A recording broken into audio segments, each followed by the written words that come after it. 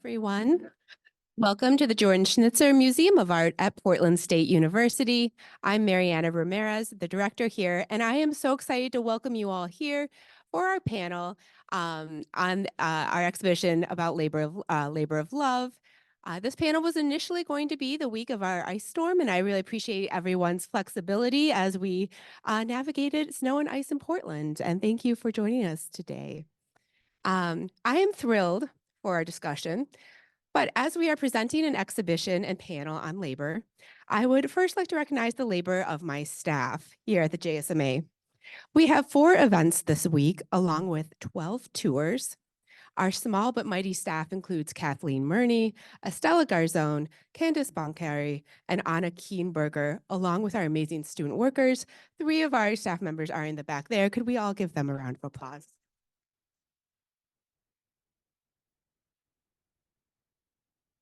Thank you for your amazing work.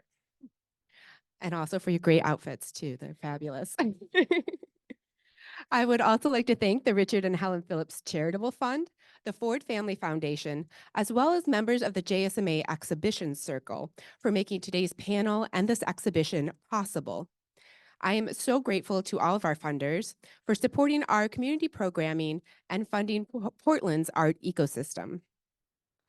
I'm incredibly grateful to the artists in the exhibition, 3 of which we'll hear from tonight: Midori Hirose, Charlene Liu, and Tannaz Farsi.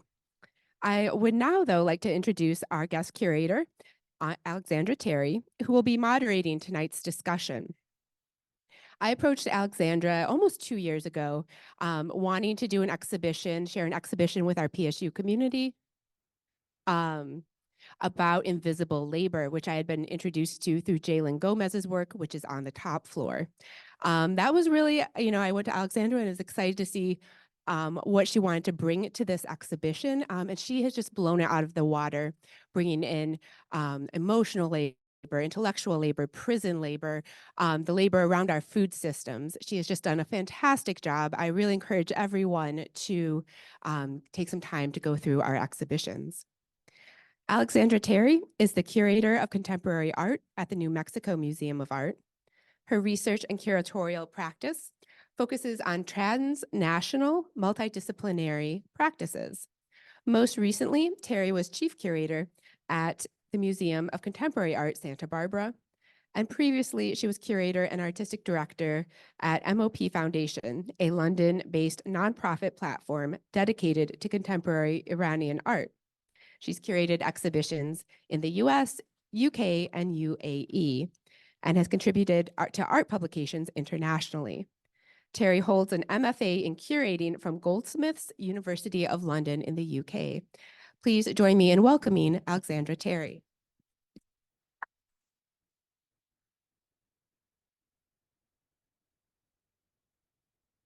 Hello, hello.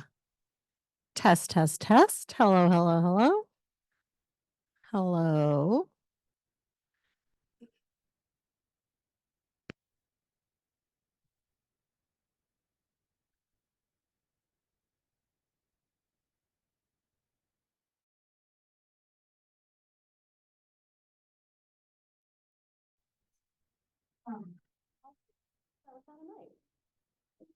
Hello. Thank you all for being here. Thank you so much, Mariana, for inviting me to work with you and your amazing team and to be here and to have the opportunity to work with these outstanding artists. It's really been experience. And working with JSMA has been truly really fun. I'm just really, they're such a hardworking team. I trusted them all inherently. I wasn't here for the installation of the show, which is a first for me, but I never questioned any moment. And anyway, I'm just so grateful. So as Mariana said, I'm Alexandra Terry, and I'm joined here by these 3 amazing artists who are part of the exhibition. If you haven't had an opportunity to see the work, I will show some slides just so we can kind of discuss some of the works in detail. But this is going to be a fairly conversational panel. I'm just really happy to be with these folks, and I really just want to hear more from them about the work in the show. So I think at the end we'll have time for Q&A, but for now, I think what I'd like is for each of the artists to introduce themselves briefly and just give us a couple of sentences about your practice, sort of overall.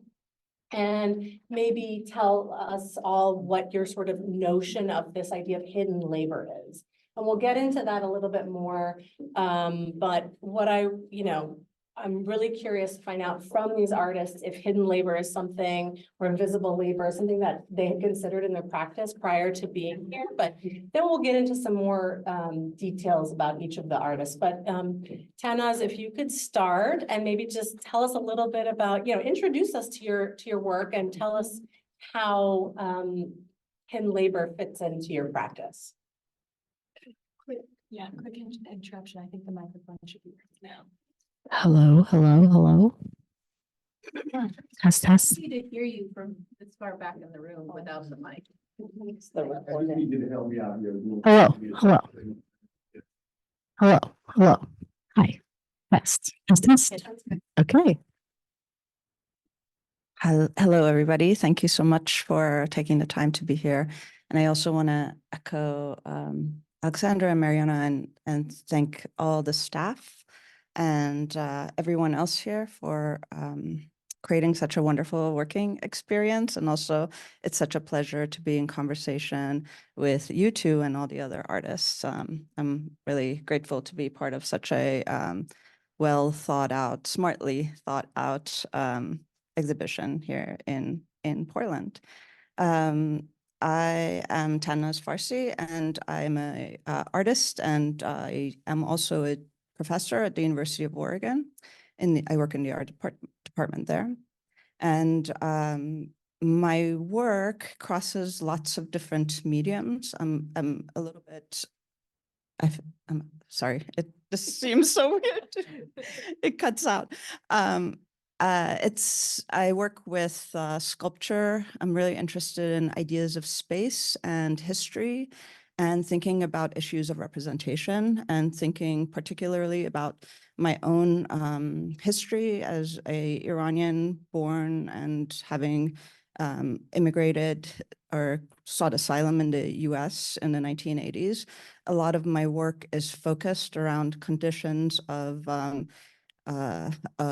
revolutionary politics, colonialism, the idea of the other, and it has taken shape in various forms over the past 20 years or so. Do you want to go into specifics of this or just pass on and then we come back? Yeah, we'll come back. Okay, all right, I'll stop there. Hi, I'm Charlene, and it's really also I want to echo that it's really great to be here. I also work with Tannaz at the University of Oregon, and this is the first time I think we've shown together. So I think one of the great things about a curator bringing artists together is finding different connections amongst different groups of artists, and that's been pretty exciting to see my work in a different context. I teach mainly printmaking, and my practice spans painting, drawing, printmaking, and I guess installation work. And the prints we'll talk about later is part of a larger project called China Palace, which is really specifically around my family's Chinese American restaurant that we ran in the Midwest for a number of decades. And so when I started that project, I think I was really drawn to particular aesthetics of mixing of cultures. But as I've gone further into the work, for me, it's been a lot about recalling and unearthing the stories. And a lot of the stories, of course, in a restaurant are about labor, like very, very directly. Hi, my name is Midori Hirose, and I'm an interdisciplinary artist. I work in a lot of different mediums and from 2D, 3D, also experimental performances and a lot of sort of collaborations of sorts. And I guess my approach with art itself is over the years, it's evolved where I call it material storytelling. I work through materials in different ways, and oftentimes I start with writing poetry, and then that evolves. A lot of it comes from my research in history, and then contemporary work, ideas as well. and much of it, I call it this thing called never not here is a term that I often refer to, and things that are always present, however, sometimes overlooked, is how I approach things. And that's where, with the labor of love, that I thought that really resonated. Thank you. So I wanted to start by talking about Tannaz's work, specifically this piece, which is upstairs in the gallery entitled The Names. And Tannaz, I was hoping you could tell us about what brought you to, start working on the names. From what I understand, this is an ongoing project, and I'm curious about the names that are actually included in this piece, this specific piece that's shown here. And so, yeah, maybe you can just give us a background about the work and tell us more about whose names we actually see here. I just want to also, I just realized that I forgot to mention my relationship to invisible labor. And so much of art practice is about invisible labor. I feel like as a mother, my life is completely about, invisible labor. All of us, right, in the work that we do, there's so much of it that is, it's invisible, but that's not always a bad thing either. I love the idea of falling into things where time passes, and that labor can become joy, even though it's invisible, that there is some element of joy. I know a lot of times invisible labor is not looked at in that way, but I think there is that way of being with yourself in labor that becomes joyous as well. And maybe some of that element is relevant to art practice. But with this work, I think in around 2014, 2015, I was talking to my mom and I was kind of curious. She was born in 1948, so she was born at a really kind of interesting moment within modernization in Iran. She was the first generation of women that were uncovered, and they had all of the kind of Western ideals that had seeped in from early 20th century. So, there are all these images of her in her miniskirts and beehive, whatever. So she was quite a modern woman at the time with a job and, education, etc. But the first generation being out of the home, being out of the domestic space and into a public space. And I was wondering who her heroes were at the time. Who did she look up to as far as women? And she could give me the name of a very famous modernist poet, Farrukhzad, writer. And that was the only person other than the people within her family that she could name as inspiration to her. So I started to kind of collect a database or collect names of different women, because I also didn't kind of understand this feminist history that culturally kind of belonged to me.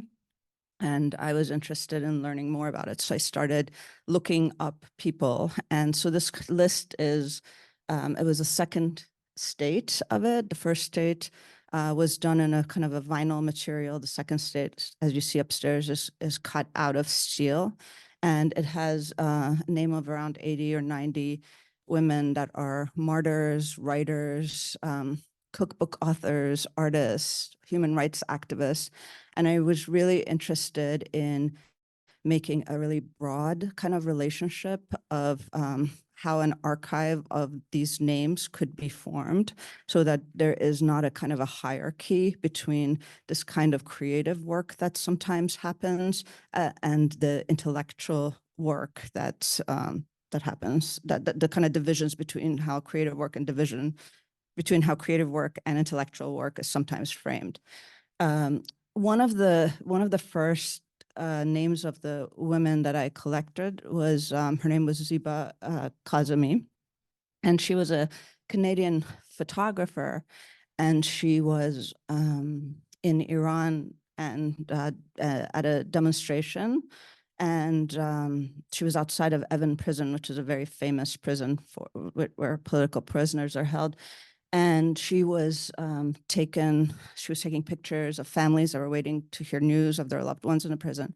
And the guard took her camera and smashed it. She was arrested, and she ended up dying within a couple of days of her arrest. And she was beaten, raped in prison before she died. And so this was just finding this kind of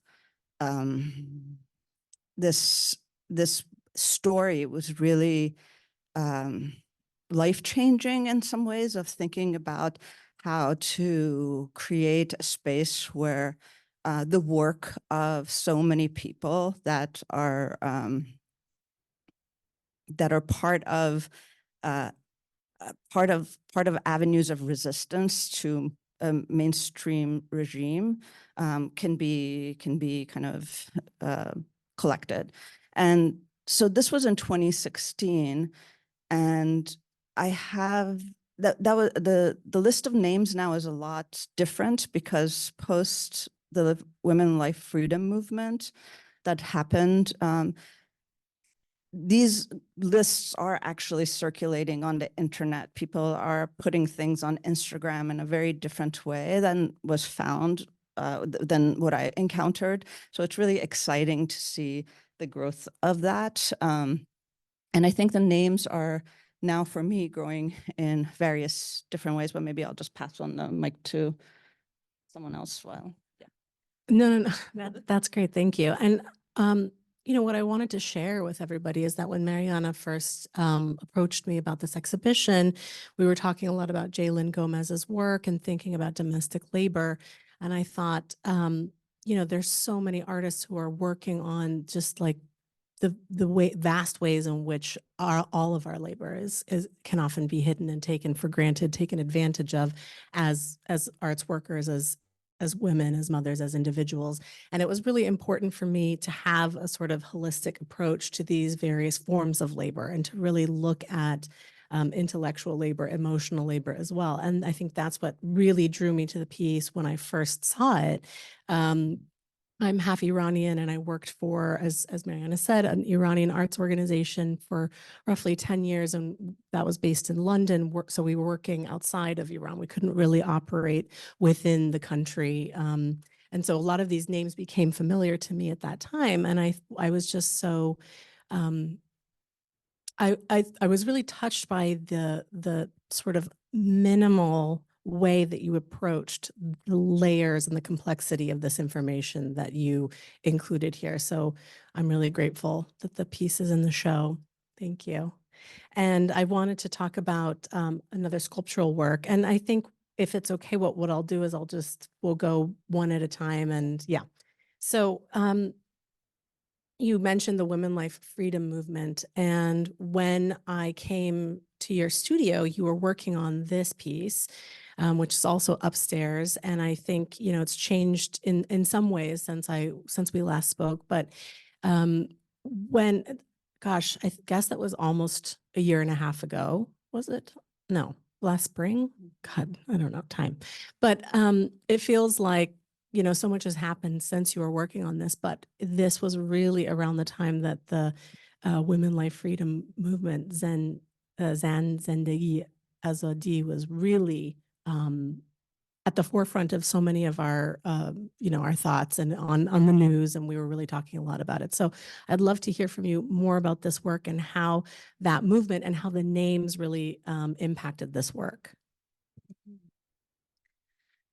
I think maybe one thing is that sometimes I don't have a very clear path in the way that I make work. Like, it's not quite didactic. Maybe in the names it's a little bit more didactic, but it's layered perhaps through the patterning that occurs, the fonts that I've created to make the names, that in some ways makes them invisible while becoming visible, right? You have to spend some time with it. It kind of asks the viewer to work a little bit. So I think that kind of, to just tie back into that idea of labor, I like the idea of the viewer or the person that stands in front of the work to kind of be with the piece, think through the piece, that it's not, there's nothing that I'm not interested in, a kind of direct messaging in the work. One of the other things, and I bring that up because this one particularly collapses visually these multiple different spaces. So one is a pattern, which is taken from the Topkapi scroll, which is a 15th century document that I've been working with for a while now, since 2018, 17, 16, I don't know, somewhere around there.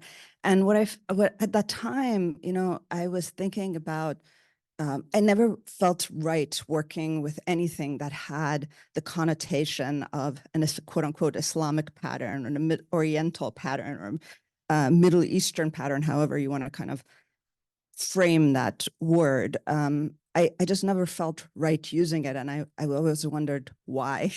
Why is it that other people can feel okay that are not even from the region? And I'm not essentialist in like who can or can't use it. I'm not thinking about it that way, but why can't I use it? Why does it feel like it's too, I don't know, it's too traditional when I would use it? And so I kind of started to think about where I can use a pattern that has a very direct relationship, that I can find a kind of origin story for. They're not just this open pattern, like that could be any other pattern.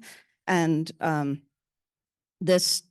Topkapi scroll is a document that was in the Topkapi Palace, but it's kind of part of a war booty that was brought in from the Persian Empire into the Ottoman Empire and sat until the late 20th century, where Gulru Nasipgulu picked up, found this, and wrote a book about it. And so what I find really interesting is that these are patterns that were based on drawings for architectural faces and ceilings at the time, but there are no existing records of it. It's been calculated, time and location has been calculated through existing buildings, but no actual buildings remain that directly tie into that. So I really love this idea of reworking, being the labor for some kind of a previous intellectual output, particularly something from the 15th century, and thinking about an intergenerational kind of relationship to labor and work.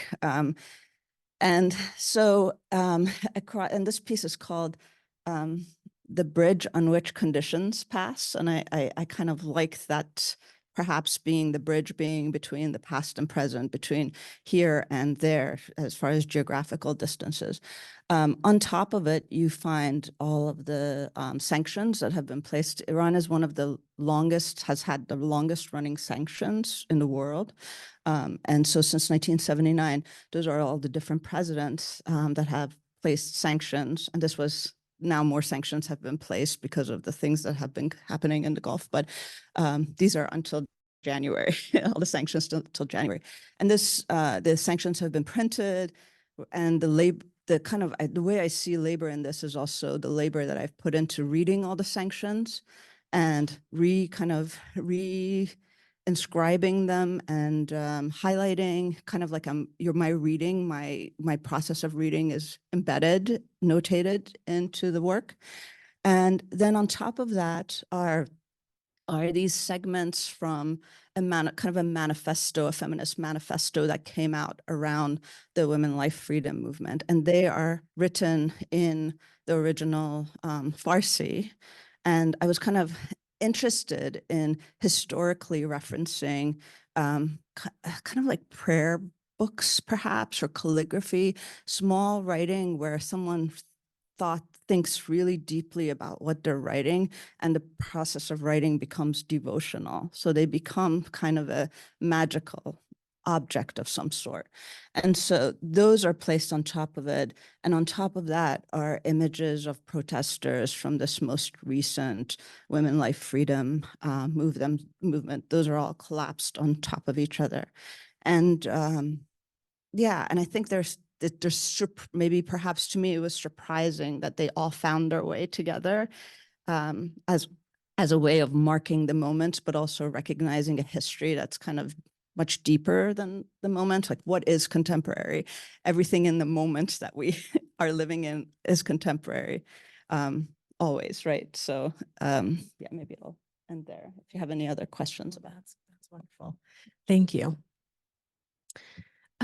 So I think the slides actually next have work by Midori. Great. So Midori and I actually had the pleasure of working together previously.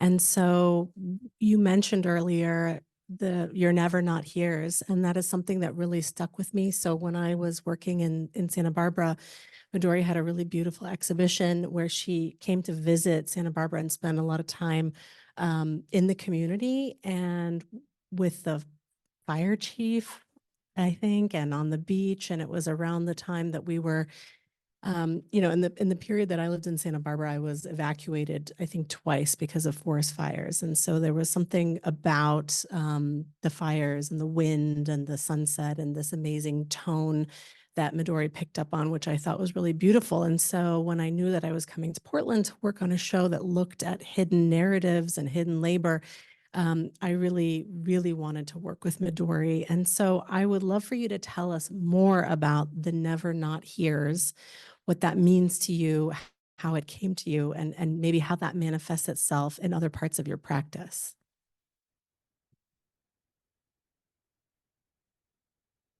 Hello? Okay.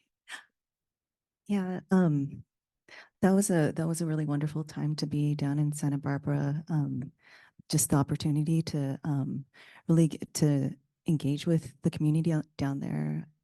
So the fires were taking place, and I wanted to find out more about, how the community engaged with the fires. So I went directly to the fire department and checked in with them. And I found it really curious at the time that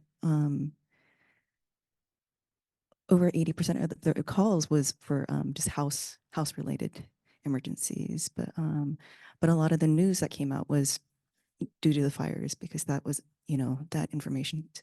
I mean, it affects everybody, but I thought that was really curious and interesting how that there was quite a big difference when it came to what the firefighters were often going after.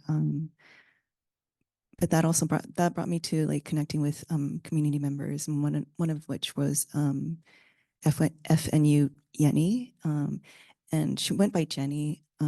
She was an Indonesian immigrant, and at that time I found out through her she said her name was FNU, which was first name unknown, and I thought that was really curious.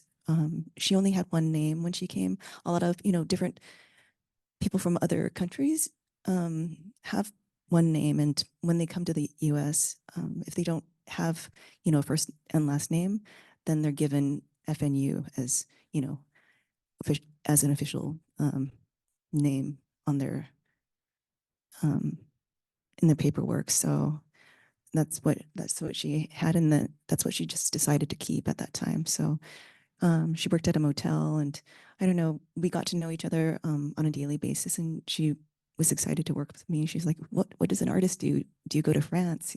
So it was just like loving, and like, it was so, I don't know, she was very generous, and I really we had a really great time hanging out together. So that, and then also engaged with the Chumash elders there, and learned about baskets and that they worked on creating, and acorn soup and so forth. So there was a lot of engagement, and at that point I started 3D scanning down there, and created work based on those interactions. But I guess the jumping off point, started out with in 2011, the tsunami hit Japan, Fukushima, and some family members and were affected by that. So I was trying to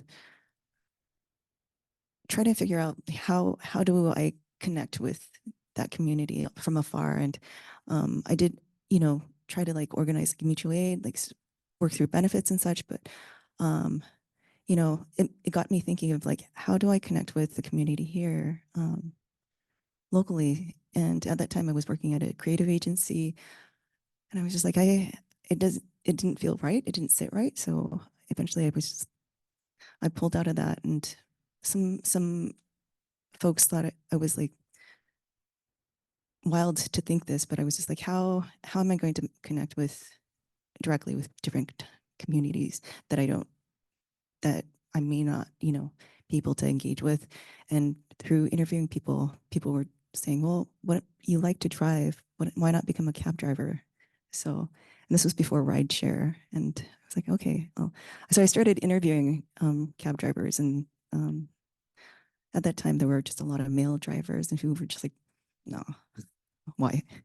But I did. I tried it for 2 years, and I applied myself, and I applied it in terms of, this is a self-proclaimed residency, artist residency of sorts. And from that moment, it was really eye-opening, just meeting with people, different walks of life. I mean, I was surprised through that experience. It wasn't just airport rides, but it was also connecting with people, going to the jail to pick up people after hours, going to the hospital, going to American Red Cross, picking up, whatever they needed transported to different hospitals or to the airport immediately. So there were a lot of things that it was very eye-opening, just to connect with people who, randomly I picked up two boys who were paraplegic but they rode the bus all the way to Portland because they wanted to go to this Comic-Con event and trying to fit in, their wheelchairs. So I never knew at that time like who I would engage with, but I thought it was really beautiful, I found. And I feel like I'm rambling off topic, but from that experience, it was just like exposing things that are, that may not be seen necessarily, although I've lived here in Portland for quite a long time. No, I thank you. That's great. I mean, I think what I so admire about you and your practice is your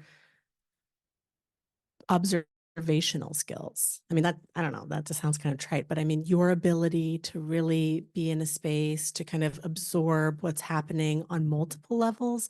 And the way that I think you've often described your never not here's or the idea of the never not here's is, it's exactly that. It's like there's something about an aura or an energy, a history, a narrative that is always going to be present with the people in a space, or the history of the building, or in the city, so we're talking about multiple layers. And in the work that you have upstairs, for those who may not have seen it, this is the piece. And so it's really about the history of the peanut. And I think another thing that I admire about your practice is you take things that have these very humble, I mean, the peanut, you go into the complexity of it. It is just something that we kind of take for granted. It's something that we eat when we're like, at the airport during my layover, I need a snack. I don't really think about it. I mean, there's so much that we take for granted. And I think that's what's so beautiful about this exhibition. It kind of really shines a light on so much of that. But the way that you kind of elevate and honor the peanut is so beautiful. So I'd love for you to talk about that. What first attracted you to this? And it also weaves in the story of George Washington Carver. And if you could talk a little bit about that, that would be great.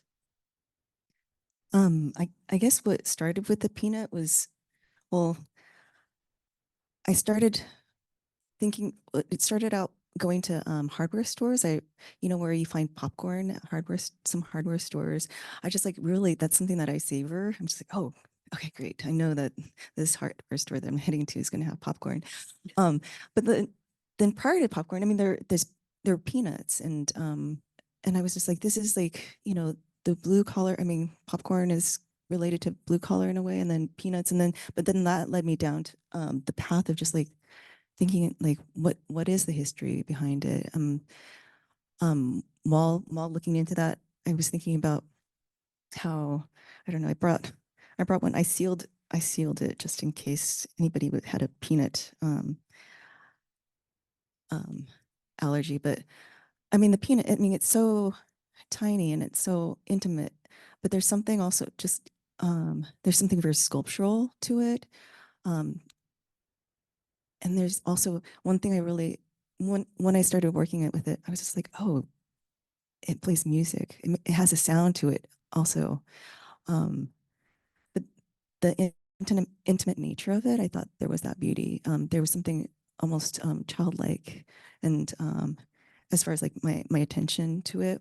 So this is where I wanted to create a sculptural element that had that sort of sense of intimacy. Um, a large part of this also I was examining, I wanted to examine it in a way where you just like pull back, and like I thought about tesseracts. Tesseracts are these it's based on 4D, like working in space and time, and like it's always evolving. So it's multifaceted. It's always evolving and changing, and there's a lot of complexities to it. So I was thinking about how the surface, the mirrored surface, it's reflective. I mean, physically it's reflective. So it's like you can go around it, the piece, and you could, the beauty when checking it out upstairs, you could see the sky, and it's like it, you can connect to the piece, but there's something beyond that you can, it's not just looking down or at the earth, but like something that rises out from the piece itself is how I was like imagining it, and also just like being able to see other people, members, or your surroundings. But I thought of these in terms of the holes as like keyholes, where it's like, oh, you can with your eyes become the key to like unlock and then unearth these peanuts. So there are elements of peanuts here. The peanut itself, I mean, it came out, it was, well, it was like our archaeologists found them, found out it was like around 3,500 years ago was when like in Peru, the pre-Inca civilization, um, through their burial mounds, they found, peanuts, sources of peanuts, and then also peanut based pottery works that had peanut art on it. And I mean, from there, it went up to Central America and Mexico. And then it was around the 17th century was when, no, 16th century, when the Spanish and Portuguese came through the trade routes. But that was when they, brought the peanuts back to Europe and Africa. And in Africa, they were called ground nuts. But also at that time, that was where, slavery, people, African people were enslaved, and then they were brought back to North America. And that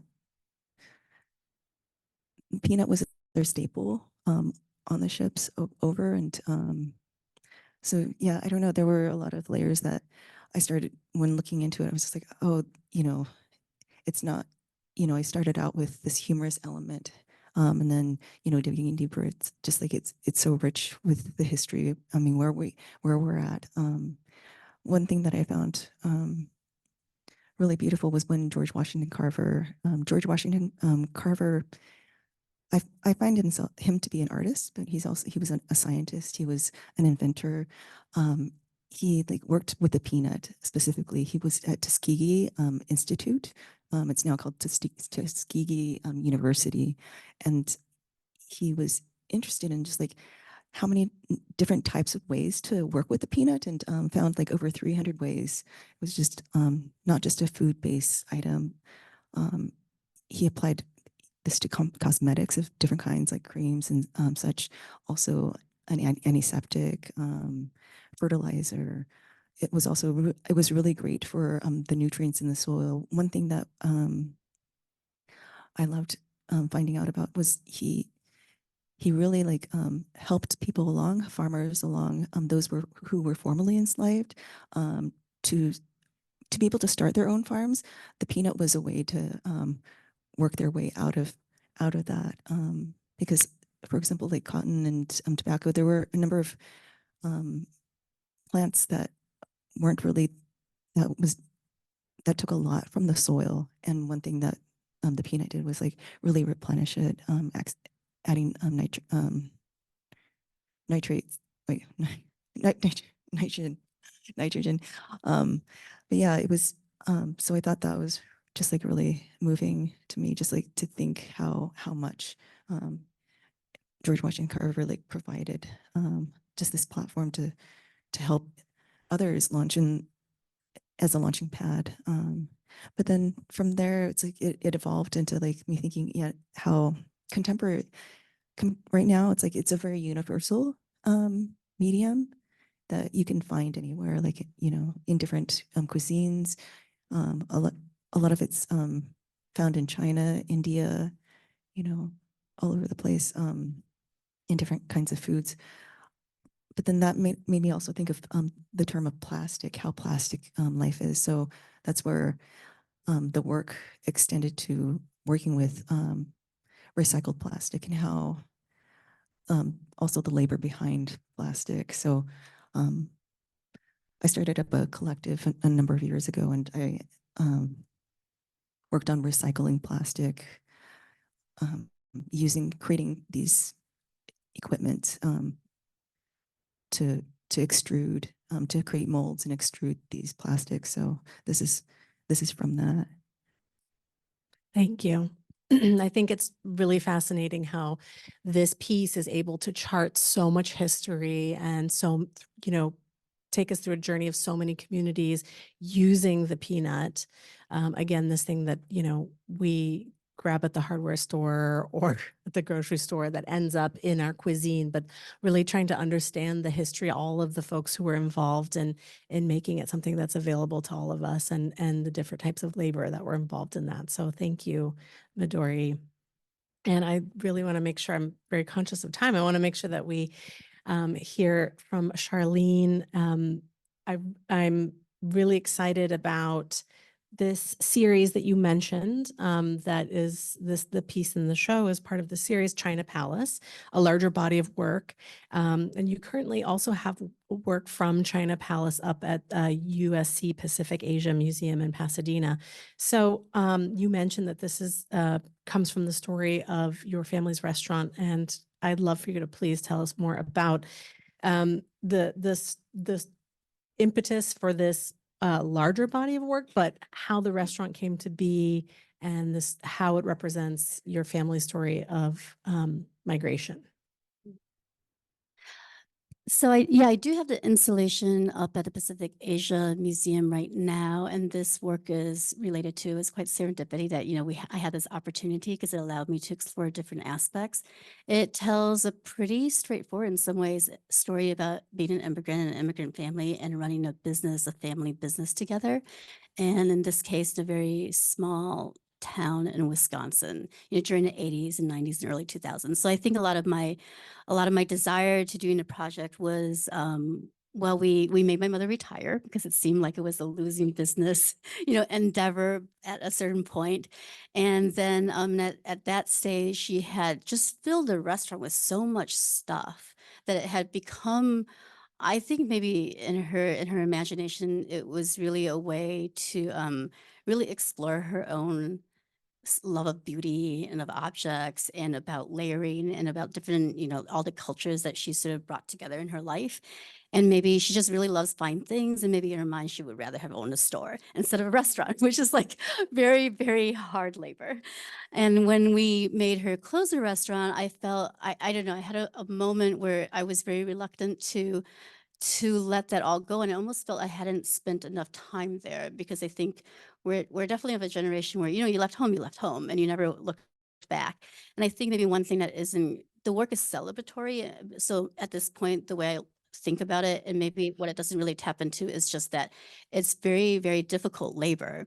And so it was a very challenging, you know, experience to be, you know, to be working in a restaurant and to see your parents toil in a restaurant and to see different immigrants come through a restaurant and really work so hard for so little. And I think that is maybe something I'll explore further down in the work, but I think I felt like I needed to do something, which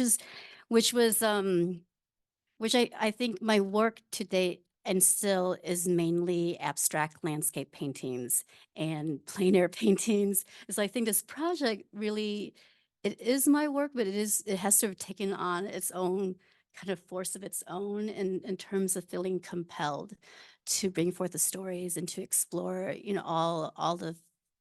all the possibilities around in that space. So I put together the installation down in Pacific Asian Museum, and that is very much sort of a recreation of the restaurant, including the objects from the restaurant that I folded together. And that is also very much about layering the German American culture, kind of the American farmhouse, like it's Wisconsin, there's lots of farms. And I think also just Chinese art, Chinese background. And then that is also a place of business. So it's very much about creating like a fantasy. You draw your customers in and you're supposed to give them this like experience to eating Chinese food. And it's supposed to be kind of authentic. So a lot of the story is about that space too. And here is a picture of, this is like late stage restaurant when my mother really went over the top and like put in the lanterns and the tablecloths. The tablecloths I think I feel like they're French textiles. And then there's a Tiffany lamp. There's a Shanghai poster, the bar in the back. I'm pretty sure she took some antique bed and stripped it and like, collaged it in. So it's very much a collage and a pastiche. I found it fascinating. And I kind of at a point, I think it maybe when it got to this point, I was in grad school and I thought, oh my gosh, she's done the work that I should have done. I should just stop as an artist. So I was trying to like tap into that, but I just, and I actually, when I put up the installation, I thought, oh God, it's still a pale imitation of everything. So in this show here, the thing that was really wonderful is of just meeting Alexandra at a time that this all came together is that I had photographs and I had a lot of clippings of the old newspaper ads for the restaurant, like the buffet menus.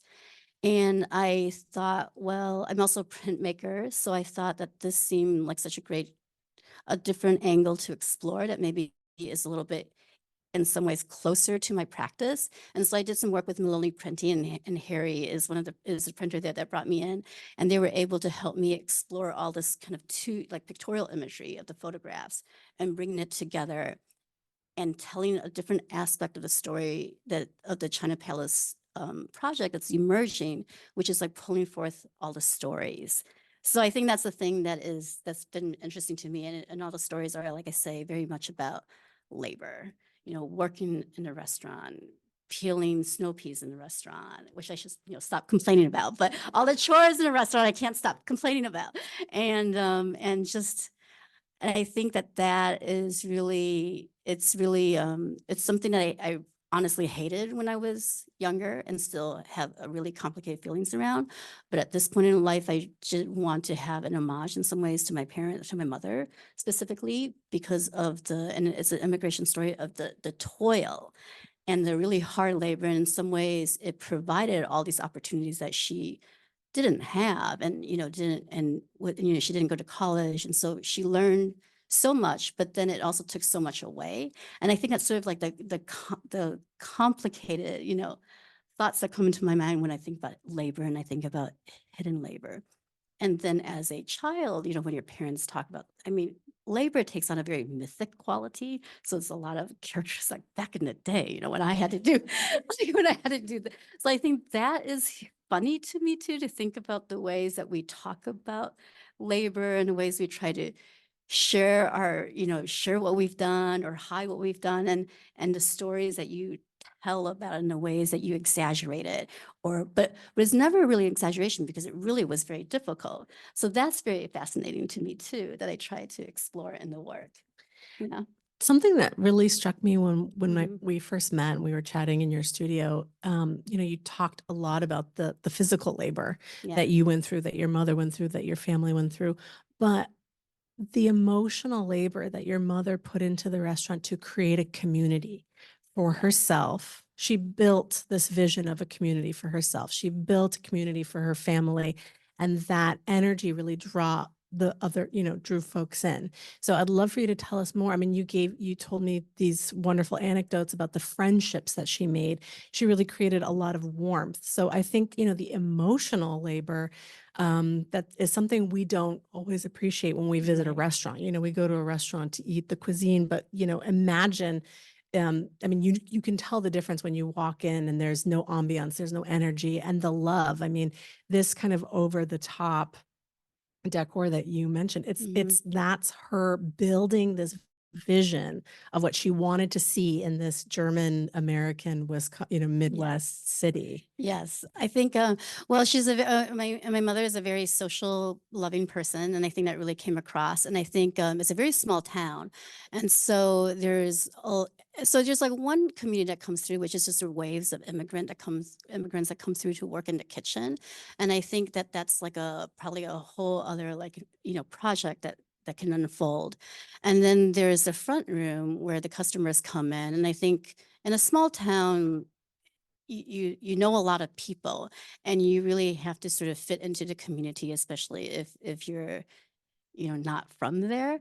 And some of the stories that I do think, she still has a lot of cards, and I don't know all the stories because in some ways a lot of that took place, when I wasn't around, but people would bring their families in, they bring their grandchildren in, they bring their adopted, children from China to come meet my mother.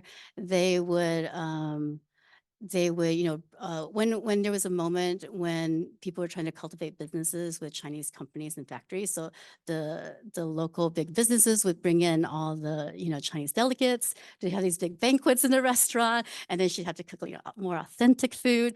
And then there's so many, and I felt like it really came naturally to her to run that space.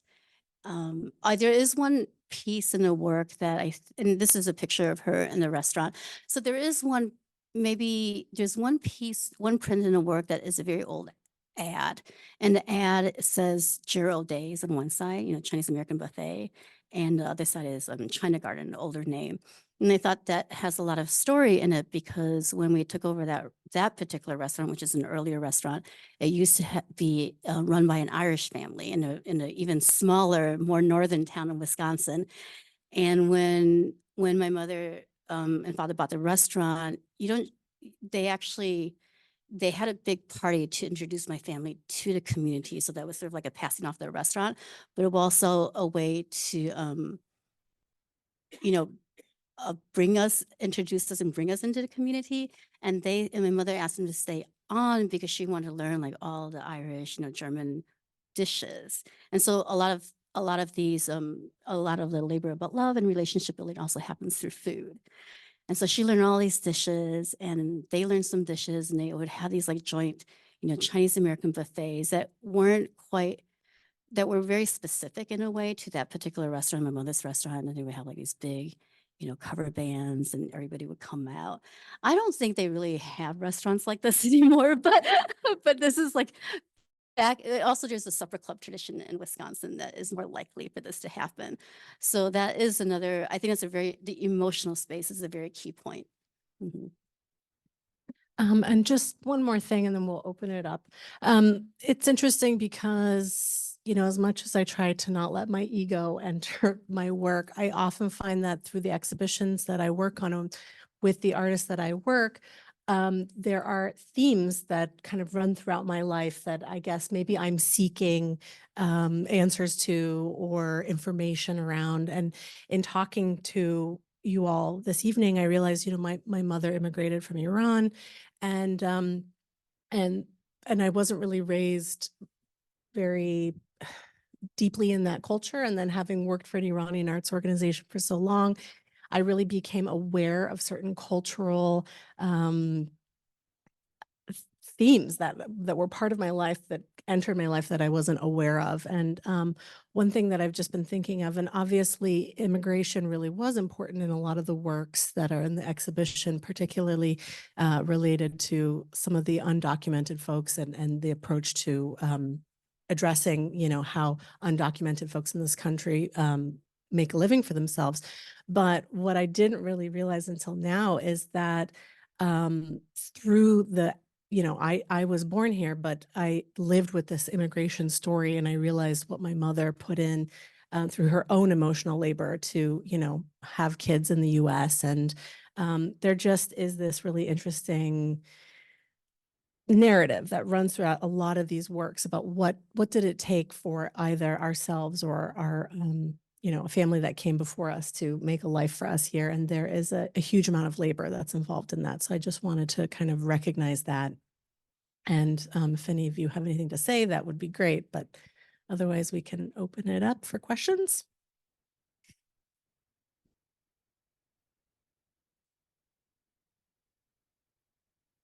Great. Do we have any audience questions that Question for Charlene. When was your mother born? I'm just trying to place cultural themes around eras. Yeah. So she's not too old, but she was born in the 50s, 1950s. Yeah, 1950s, around there, like mid-50s, yes. I have to say, I had the opportunity to meet Charlene's mom about a month ago. Our staff did. She is the most charming person I have ever met. I absolutely can see why the restaurant did well and how she really helped you all become integrated into the community. And I have to say, the museum team was really welcoming, and she had the best time because she felt very, she felt very welcome. Oh, good.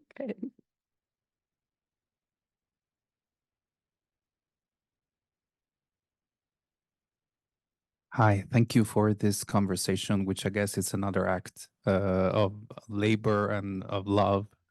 I have two questions for Charlene and Tannaz.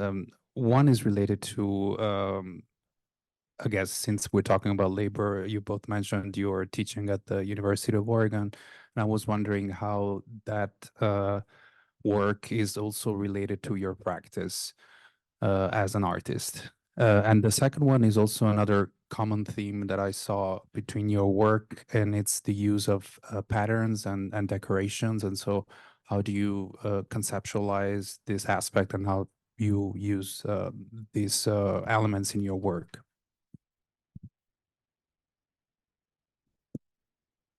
Start. Okay. Patterns are quite specific in my work to some extent. For instance, some of the cardboard trim in the show is coming from German scroll work, the pattern that was found in a restaurant. And so I often pull like directly and just sort of reduce and abstract it. And in the prints, I really wanted to fold it, photographs into sort of my visual language. So it's very, very much kind of thinking about culture and thinking about sort of how malleable cultural motifs can be. And this idea of maybe even just sort of, acculturation. But so that's one. And teaching, I actually do, the first time I did the installation, I had students help me. And I still think I think it's very natural to bring students into my work and have them assist me, and also to think about the medium of printmaking and then what I learned through there and how I can take it back. And mainly in a way, some of the things I think about related to teaching too is just how the conversations I have with my students about how to use images and abstraction and to tell like stories that are meaningful to them, but also not necessarily to feel like you have to be I guess didactic or to have the big idea. That maybe is my own comment about teaching. I guess there's probably more. Yeah, you can do this. Thank you, Simone. As far as patterns go, I think most of the patterns I use I have a long history of using patterns in different ways because I was a ceramicist in a different life and I did a lot of pattern work on ceramics, but I won't get into that. But most recently, they have been historical artifacts, and I love the kind of symbology that is embedded. I find it to be realism and abstraction at the same time, in that they're from a place and time. There is a reality to them because there is a narrative story that is embedded in the ornament, and at the same time they're very abstract. And that duality is a really interesting phenomena as far as Islamic mysticism goes as well, because these ornaments, I'm not religious at all, but I love the abstraction that happens within the ornament, that each point can unfold into open up a different universe, right? That these kinds of certain dualities can exist within them.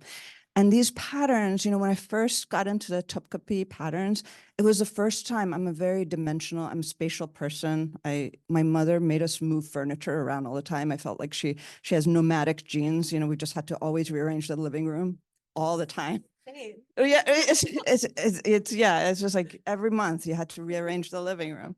She finally stopped doing it in her 70s, but yeah. So, oh gosh, I just got totally sidetracked. Oh,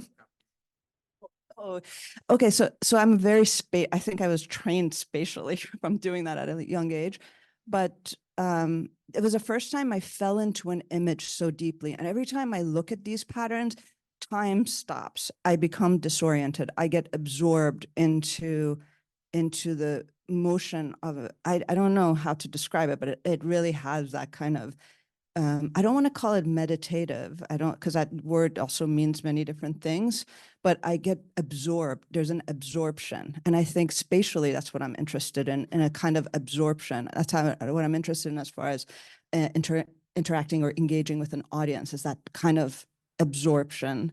And the pattern does that in really interesting ways. And I am interested in a cultural history that becomes embedded, that they become a language, that they tell a story, but then they're simultaneously abstract. So the duality of those things that you can't pin it down is something that's really interesting to me. You can't fix meaning onto it. As far as teaching goes, I find that to be one of the most amazing gifts in my life. Because I actually feel very useful as a teacher. I feel like I help people, you make people feel seen and care for their ideas. And in my studio, I love being in a studio because it's about being lost in myself. And when I'm teaching, it's about being there for other people. So I as much as sometimes I just wish I could just be in the studio all the time, I really do love the way that work grounds me, and I feel committed to a community, and short-term when they're with me and long-term when they're away, so I feel like I'm always a student. I'm continually learning, and that I love about the work that I do too. So it's been a really wonderful aspect of my own development as, in my thinking and in my creative practice too. So thank you for those questions. Great. I have a question for Midori. However, before we do that, I would like to encourage everyone that we have surveys on your chair. I fully realize you're asked to take surveys all the time, but it truly does help us when we apply for grants. There's also a spot on the back of the survey. You can pitch me an exhibition. What do you want to see? What artists do you want to see here at the JSMA? I do read these. So thank you so much for filling those out. My question to you, Midori, when you initially wanted to, Anna, can you put Midori's work up? You initially wanted your work to be directly on the floor. We had a conversation. We were a little worried that we wouldn't be able to protect it properly. So we did put it on a riser, but I'm really curious how you like people to engage, like that particular choice of engaging with the work. I will say, as we were talking earlier, we've had a lot of little kids are the best audience members because they will just jump on the floor, get on their belly and look under your work. So could you talk a little bit about your choice of presentation and how you want people to engage with it? Well, when it came to the work, so this is Nut Here Rock Mirror too, and I found it really essential to since the association was agriculture, growth, things that were beneath the earth, and there's like a graphical like layers to this, but also there's this topology that occurred, but I found that there was something essential to be able to like lean over. It's kind of like when you're pulling up or uprooting something from the ground, making that association, that physical association, I found to be really important, that aspect of it. And I didn't think that elevating it would help it. So, I mean, if you were to elevate it, I mean, you could see what was underneath, and there is a lot of activity that is hidden. And that I thought was really important, because when it comes to approaching art, oftentimes, I mean, it's up to the person who the participant, the viewer, to approach it. You know, you could approach it very closely. You can examine it. You can lean over, and like to be connected to it.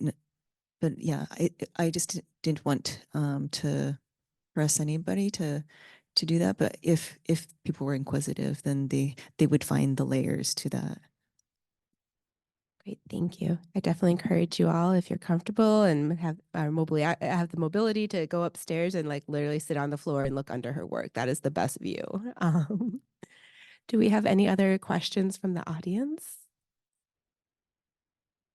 Okay, Alexandra. Well, everyone, thank you all so much. I am so grateful for your time today. I really appreciate our artists and moderator, my staff as well. Thank you all so much. And I hope you all have a wonderful evening. Thank you.